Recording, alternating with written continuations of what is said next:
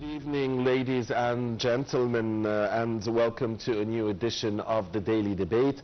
I'm your host for tonight, Muhammad Abdurrahim. Tonight, naturally, we'll be talking about the American-Israeli-Iranian war and its ripple effects across the region. We'll also be talking about Gaza, as the Israeli genocide war on Gaza has been forgotten a little bit in world media these days, just focusing on the war on Iran. We'll also be talking, of course, about the Iranian retaliation, the Hezbollah retaliation in Lebanon, and the diplomatic efforts from Cairo and other capitals aimed at de-escalating the situation. With us here in the studio is Mrs. Haneen Abu Shanab, and a very good evening to you. She is a political analyst and expert, also a member of the Palestinian Women's NGO group. Very good evening to you, Mrs. Haneen. Always a pleasure to have you with us.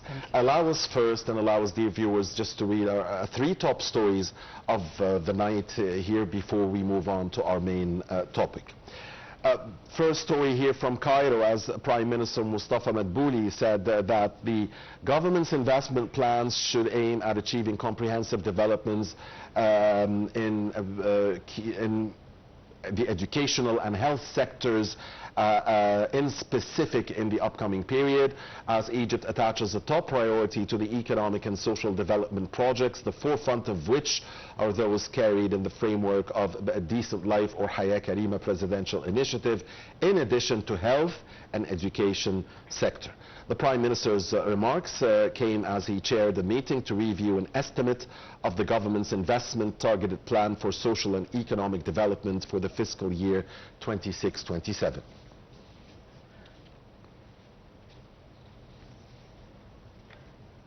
Also on Thursday, Foreign Minister Badr Abdulati stressed Egypt's firm position in supporting Saudi Arabia and all Arab sisterly countries, affirming Egypt's full solidarity with Saudi Arabia in the face of the Iranian attacks against its lands. This came during his phone call with his Saudi counterpart, Prince Faisal bin Farhan. The two top diplomats exchanged views over the current developments, with Foreign Minister Badr Abdulati stressing Egypt's position in supporting Riyadh and all Arab capitals, affirming Egypt's full solidarity with Saudi Arabia. During the phone conversation, Minister Abdulati renewed Egypt's condemnation to the attacks by Iran targeting the security and sovereignty of fellow countries, and reiterating that there is no excuse for such attacks, and underscoring the necessity of the full respect of good neighborly policies and the sovereignty of countries. The phone call also tackled efforts of deporting Egyptians, or Egyptians returning back from the kingdom if needed, as Minister Abdulati expressed Egypt's appreciation to Saudi efforts and facilitations to make these efforts succeed.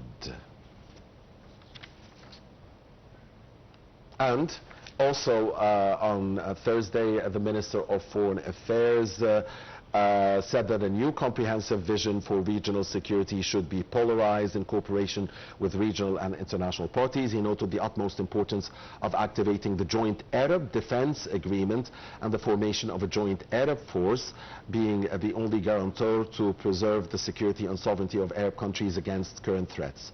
The top diplomat made the assertion in phone calls with foreign ministers of Qatar, the United Arab Emirates, Bahrain, Oman and Germany. He reiterated Egypt's absolute rejection of any attacks starting the Arab national security, and agreed with his counterparts that diplomacy is the only means to halt the ongoing escalation. All right, we'll be watching now a report about our main topic for tonight, of course, the Israeli-American-Iranian war, and we'll be back here with our dear guest in the studio, Mrs. Haneen Abu Shanab, just after watching the report. Let's watch together and then come back and start our Q&A session. Please stay with us. The ongoing escalating confrontation between Israel and the United States against Iran, alongside Israel's continued military operations in Gaza and Lebanon, has intensified geopolitical tensions across the Middle East region and raised profound questions about regional strategy, global stability, and economic consequences. As military actions expand beyond localized conflicts, analysts increasingly debate whether Israel is leveraging the broader regional war dynamic to reshape the strategic landscape of the Middle East.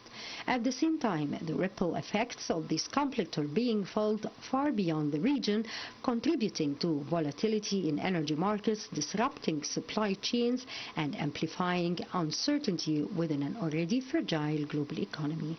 At the center of the current crisis is Israel's campaign against resistance groups operating in Gaza and southern Lebanon, which it views as extensions of Iran's regional influence network.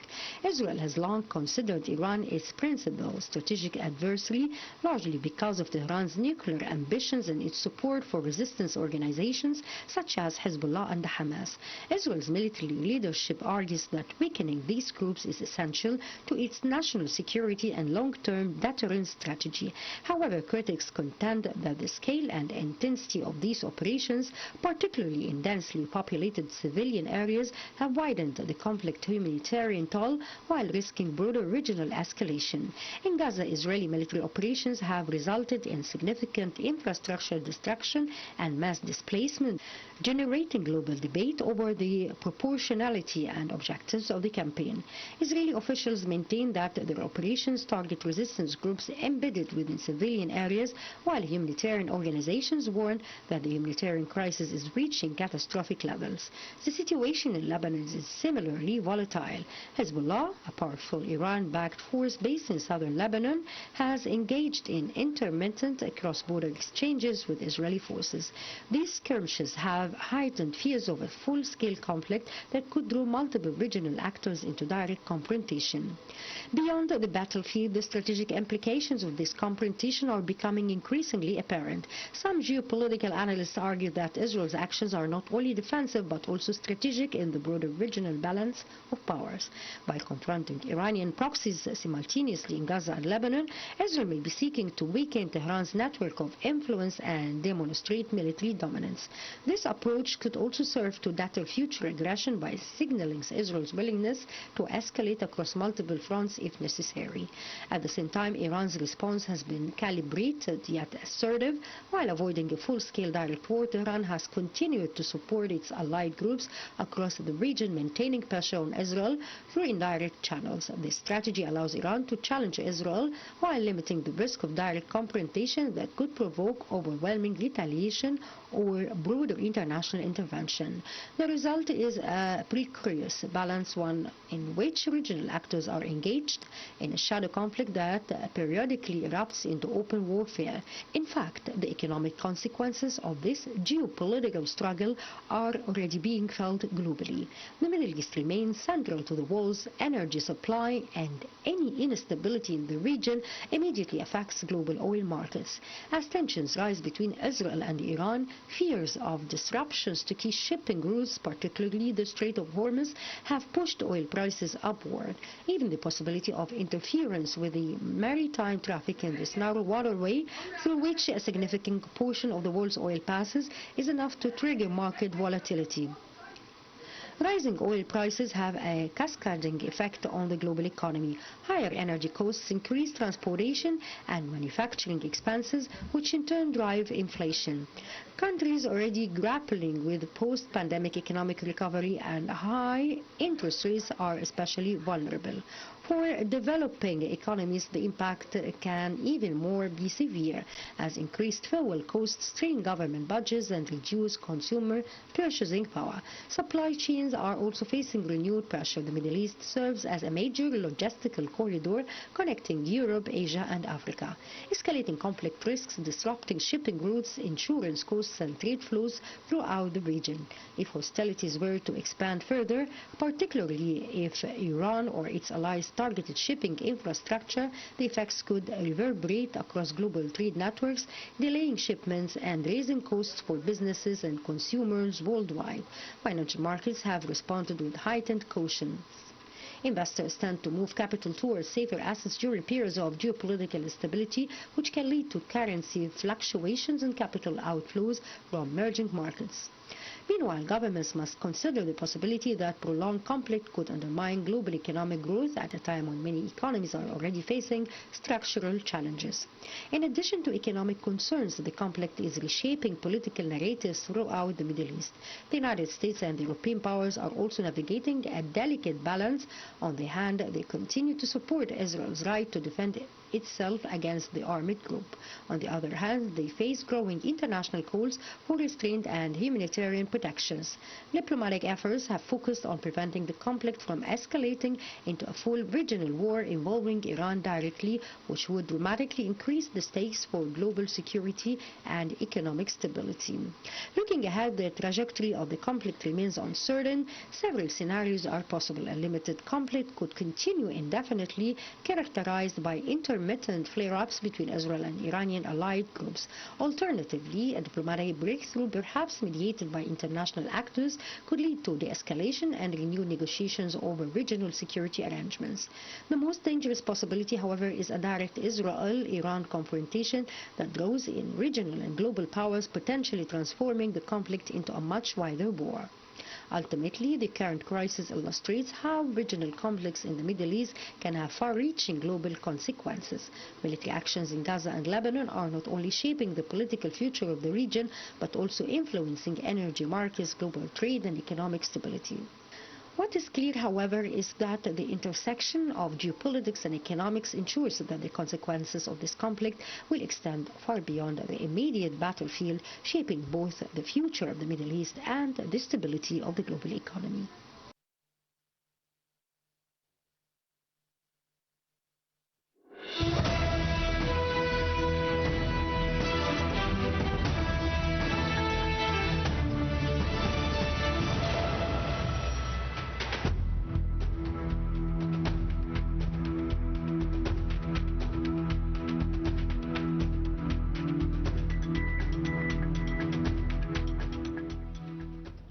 Welcome back, dear viewers. Many thanks to Abir Hussein for this report. We're back here in the studio with Mrs. Haneen Hazem Abu Shanab, member of the General Union of the Palestinian Women. So, Mrs. Haneen, I don't know where to start from, but I would just like to start with an update to our viewers on the Brent price. The Brent crude price is right now $101, 101.17.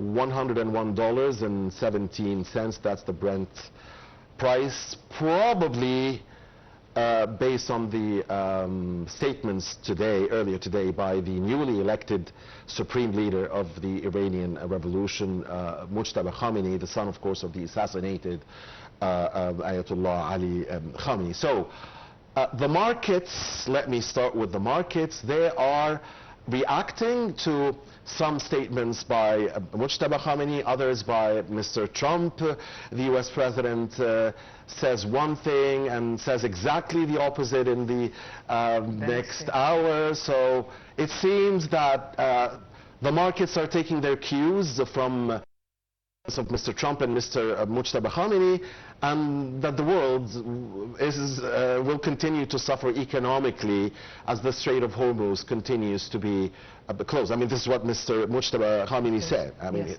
they will keep it closed. Absolutely. So again, it's typical of Mr. Trump to say one thing and then say the exact opposite, like you're saying. You can't really hold him accountable of anything. So it's just so typical of him. The instability in the markets is also normal because it depends on the politics, not just the economics of what's happening. It's a massive influence on the economical market, of course. So it will keep fluctuating until things settle one way or another, even if it's not the factual or it's not the actual valuation of the prices or whatever. So it's... How do you read the situation, generally speaking? Because at the start, there seemed to be very strong American-Israeli strikes, killing, assassinating Ayatollah Ali Khamenei and 50 other leaders. It took time, then Iran started. At the beginning, Mr. Trump was saying, we're not going to negotiate, it's too late for that. A couple of days ago, we heard Mr. Trump that he He's ready to talk to an Iranian. We don't know which Iranian he's ready to talk to, but at the beginning, Iran reportedly wanted to negotiate via Larijani, via Arakji, and now it's the Iranian Revolutionary Guards Corps who are saying, we're not going to negotiate, we're taking this till the very end. Yes. Where are we? How do you read the situation? There is a shift in power, of course. It's like any typical table of negotiations. One is thinking that they have the upper hand, so they're proposing some things. Then things change, and the other party actually holds the power or the upper hand, so they offer their deal. So Mr. Trump, like always, he thinks that he's the big boss and he's bossing people around, not knowing that that's not actually the truth. What's happening is, for Iran, they're defending themselves, and they have the right to, regardless of what we think. It's just typical to any entity in the world or any human being to defend their rights and to defend their rights of existence. A normal reaction to any oppression and aggression that has happened. So who has the upper hand, in your opinion? I mean, from one side, yes, the Americans have really hit very hard, yes, the Iranian Navy, the Iranian Army, many facilities across Iran, the nuclear program, the ballistic program. Yes. Many civilians have also died in Iran. The U.S. has admitted to wrongdoing regarding the school where yes, more than 100 girls died. At the same time, Iran, yes, they've lost a lot, but the regime is still in place, and they are playing with the Strait of Hormuz card and the oil card and the turbulence in the markets. So, and the statements that we've just actually used the old rockets, now we're ready to launch the new ones. So it's a play of power, and it's the propaganda as usual.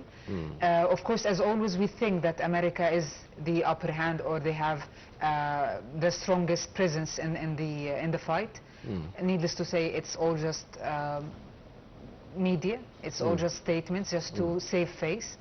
Despite that, the truth that they have hit hard some very important targets in Iran and other neighboring countries. But again, yet the public opinion is against them. So that's a massive influence, or a massive tool of power, actually. We cannot neglect this at all. For Iran? Yes, for Iran. The American public opinion, yeah, of course. The gasoline prices. Exactly, not just the Iranian, because people, or the public opinion of the international presence, is also building up with that against the U.S. and against, of course, the occupational forces of Israel. So we'll keep tracking the points, who's hitting who, but again, how do you see it? How do I see it? It's a short fight, because again, the U.S. is trying to defend Israel. Mr. Trump and his new team is trying to defend the criminal Netanyahu, and they're trying to prolong his presence in his role, because he has got a very lengthy list of accusations and statements and imprisonment that he needs to fulfill. So they're trying to buy time so that he gets more benefits or more gains, so that he tries to buy the public. See, that makes a lot of sense. Yeah. So you are with the view that this war was decided during the war crime suspect Israeli Prime Minister's visit to Washington in February, right? Absolutely. And it was Netanyahu that pressured Trump into this. I mean, the Democrats in America say this. Yes. So I assume that you support that view. Absolutely, yes. Okay. Yes. Yeah. They do not save any, or they do not waste any chance to support him to remain in his position. And of course, Trump is behind him, because again, he's benefiting from this, because it's a business deal that he will benefit from, along with other... Is Mr. Trump also trying to beautify, that's another question, is he trying to beautify the face of the war crime suspect? Because, I mean, the war crime suspect who was wanted by the International Criminal Court for genocide in Gaza, and we must talk about Gaza, because Gaza has been forgotten these past 12 or 13 days. Is he trying to beautify his image by making him the striker, or the center forward in football terms, in the fight against, entre parenthèses, the source of all evil in the world, because that's what the Americans say about Iran. Absolutely. Funny terms that he uses, of course. But again, exactly like you said, Mr. This is how they're trying to portray him, and this is how they're trying to display him to the public, trying to change the narrative or trying to twist the facts. But you cannot really erase what has been already proven, and the court has said its words. So yeah, this is what's happening, and they're trying to, like you are saying, of course, to dismiss or to push back the horrific aggression that's continued on Palestine as a whole, not just Gaza, because the annexation in the West Bank, exactly, and the killings as well, and the killings have not stopped, and the detainments, nothing has the demolishing stopped. of houses, nothing has stopped. It's actually getting even worse. So it's just a cover-up, like we were saying off air. It's a cover-up. They're trying to create some noise. They're trying to create some distortion here or there to shift the focus of the media and the people towards something else. It's just a distraction, like they've always been doing. We remember the Epstein files. Yes. So as always, there is something to bring up to the public, just to... Yet you believe, in your personal opinion, that this war doesn't will be short. I mean, Mr. Trump says that he has hit Iran hard, so he has nothing left to hit. But he also says that, you know, we must finish the job. He says that we're ahead of schedule. He had talked about 4-6 weeks, so ahead of schedule. So we assume 2-3 weeks. We're into 13 days now, but at the same time, he says we don't want to leave too early. So, will it be Mr. Trump's decision really, or again, will you think the war crime suspect, Israeli premier, will he have a big say in this? Of course, it's him, but it's publicized, or it's spoken to the international community through the mouth of Mr. Trump. Because always America needs to be present as the one who decides, the one who dictates what needs to be done. But of course we all know what's happening behind the scenes. So it's this war. Do you think diplomacy still has a chance? And you know, Egypt has called for de-escalation. Egypt believes that political settlement is the only means of solving disputes. Egypt has good relations with all parties. We've heard the Russians, Mr. Putin, talking to Mr. Trump. The Chinese are you know, their voice is louder these days. Europe is talking, Mr. Macron is talking about Lebanon specifically. So, do you think diplomacy still has a chance? Diplomacy still has the most presence on the table in terms of negotiation, or in terms of implementing the de-escalation of the retaliations everywhere, actually. But despite that everyone agrees on that, still there needs to be some aggression or some hitting here or there, the bombardments that's been happening, because every country has their own way of defending themselves, not of course deviating from diplomacy and the approach of sitting on a table to sit and discuss what needs to be done, of course, but we need to do some fighting back, because they have been hit. So because both parties, I guess, or we have three parties here, we have the Americans, the Israelis, and the Iranians. I guess each of them, I guess, Mrs. Haneen, wants to, at the end, portray this as a victory. So each party will choose a slogan that is very attractive, potentially convincing at least to some, and will try to make this slogan the declaration of victory, right?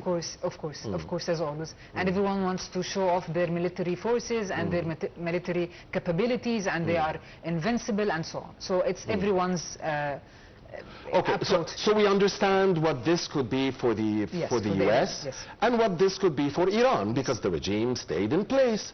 The Islamic revolution in Iran is staying in place. Different people, but the hierarchy is still working. But for Israel, I mean, for this country or state or entity that is only thinking about expansion, thinking about occupying other lands, be it in Lebanon, Syria, or elsewhere, for Israel, what will be the slogan? Because I mean, if the Islamic Revolution remains in place, if the Ayatollahs remain in place, as Mr. Lindsey Graham had said, of course one of the biggest supporters of the American congressman, the biggest supporters of Israel, he said that you can't declare victory if an Ayatollah is in place. But seemingly Mr. Trump, somewhere down the line, is going to declare victory while an Ayatollah will be in place, seemingly. So for Israel, I mean, if this regime still exists, I mean, they will still, you know, be fearing that they will rebuild in 1, 2, 3, 5, 10 years. I don't know. And they will strike, the Iranians will strike back. They will not forget this. Of course. And if Iran, this big country, big strategic country, nearly 100 million people, rich with oil, rich with science, they have theology, they have ideology. If this country, you know, stands up on its feet again, it's not down, but it has been hit hard. But if it regains its full power, this is bad. I mean, the Israelis will think this is bad for them, this is threatening them. And by the way, even the Arab Gulf countries now, with what they have seen from Iran, and of course Egypt and much of the world has condemned these Iranian attacks against the Arab countries. Of course, the Iranians say they are targeting American interests or American bases, but even the Arab Gulf countries will fear a strong Iranian state. Absolutely, absolutely. So I mean, we're heading to a mess. In before. Yeah. Absolutely. Okay. So what's actually happening is Israel's main or primary vision towards expanding their presence, and they've always said it, from the Nile to Furat. So this is why you have been trying to expand their... Yeah, it's not hidden anymore. I mean, the war crime suspect premier has said it clearly. They're very arrogant about it. The so-called Greater Israel. Exactly. So this is why Iran is fighting back very strongly their land, because it's the borders of this Greater Israel. So they have the very right to... And the other attempted border was the evil Israeli attempt to dislocate Palestinians from Gaza. Absolutely. And this is why Egypt, you know, has said, this is the red line, this will never be trusted. Exactly. So accepted. Egypt is fighting strongly from one end, using diplomacy, but it's very strong diplomacy, that this is a very bold red line, no displacement of Palestinians, no erasure of their identity. They are the true lawful and indigenous people of this land. Absolutely. So you cannot change that, no matter how much you try. So Israel is trying a different approach. If this road is blocked, I'm gonna try alternative roads.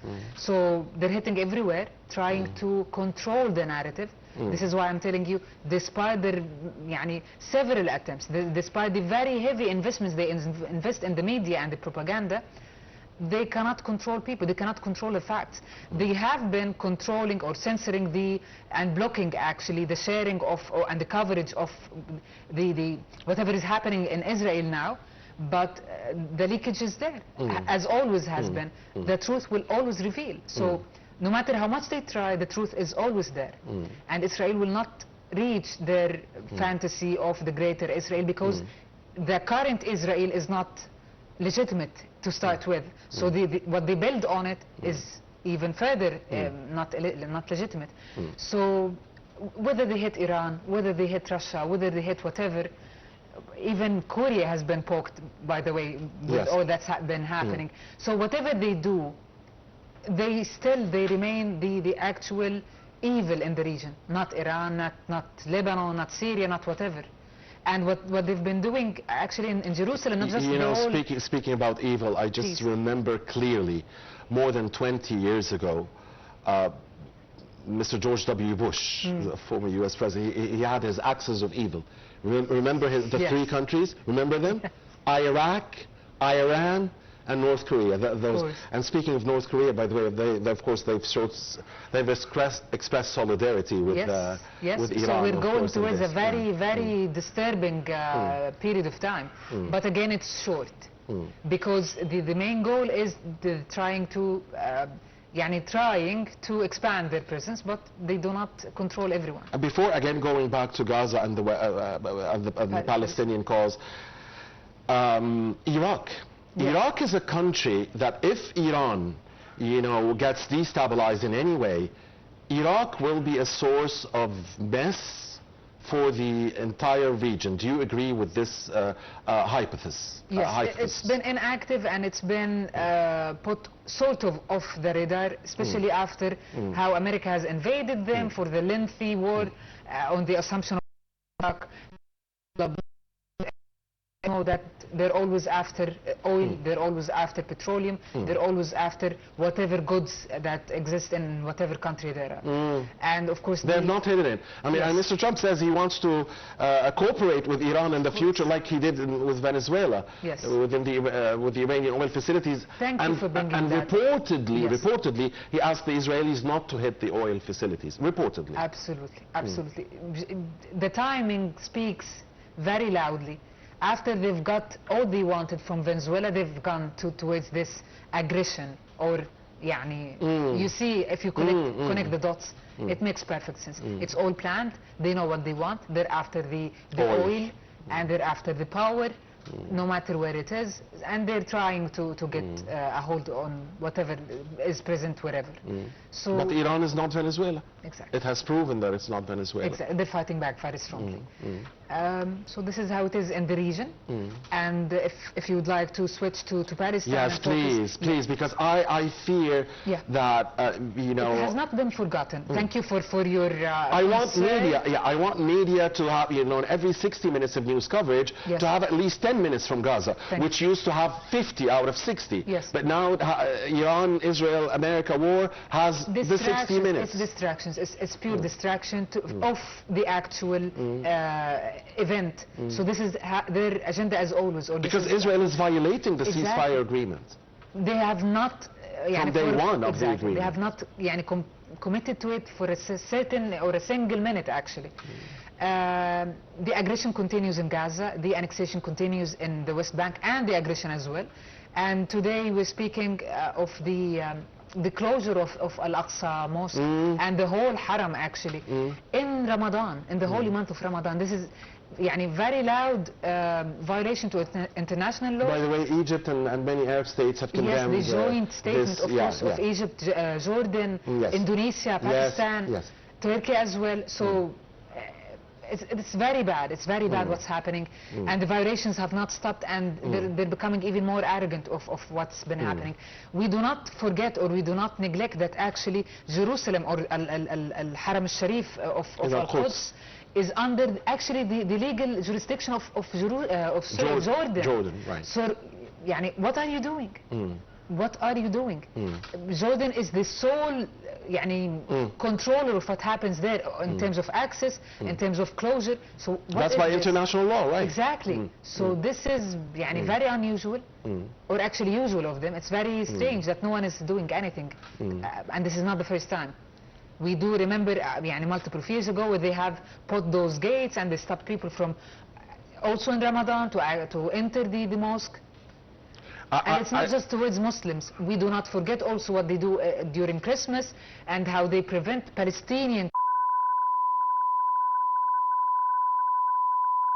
It's very horrible. It's very horrible what's happening.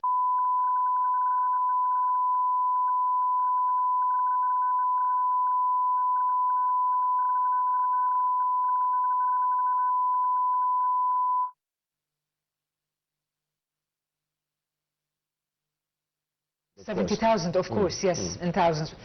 We always speak in thousands. And more than 70,000 martyrs. These are the only, many of them women and children, civilians. All of them are civilians. All of them are civilians. So it's very, very, very saddening what's happening, and very, very. So how do you think the outcome? Two very quick questions, but we have 2 minutes. Sorry. Sure. Lebanon, Hezbollah, Israel. When the Iran war stops, what do you think will happen between Israel and Hezbollah? It will de-escalate for a little, but it will not stop. It will always be there. How do you think the outcome of the war, the American-Israeli-Iranian war, will affect the just Palestinian cause? Okay, they will keep on trying to win their articles or gain their points of negotiation, gaining more land, gaining more control, and of course disarming the Palestinians and so on. But again, the truth remains: the land is for the Palestinians.